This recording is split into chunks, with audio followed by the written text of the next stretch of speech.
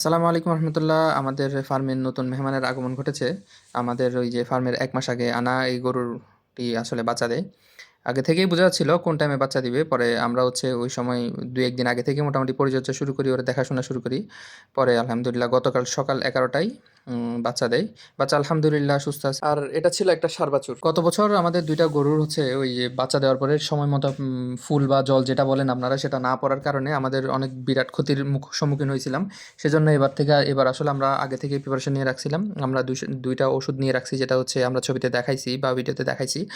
যেগুলো দিলে ফুল বা জল যেটা বলেন আপনারা, ওটা তাড়াতাড়ি পড়ে যায়। ক্যালসিয়ামের শর্টেজ থাকলে ওটাও পূরণ হয়ে যায়।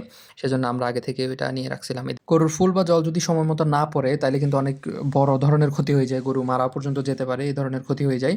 তার জন্য আমরা আসলে এটা নিয়ে আর রিস্ক নিতে চাচ্ছি না। এদিকে আমাদের ছাগল আলহামদুলিল্লাহ সুস্থ আছে। যেহেতু ছাগলকে বদ্ধ পরিবেশে পালা যায় না, সেজন্য আমাদের উঠোনটা সবসময় খোলা থাকে এবং ওরা ওভাবেই চরে। আলহামদুলিল্লাহ ছাগলের বাচ্চা, ছাগলের মা এবং আমাদের গরুর যে বাচ্চা দিল এখন নতুন, ওগুলোর জন্য দোয়া করবেন। আর এই ধরনের ভিডিও সবসময় দেখতে চাইলে আমাদের পাশে থাকবেন আর আমাদের জন্য দোয়া করবেন। আসসালামু আলাইকুম ওয়া রাহমাতুল্লাহি ওয়া বারাকাতুহু।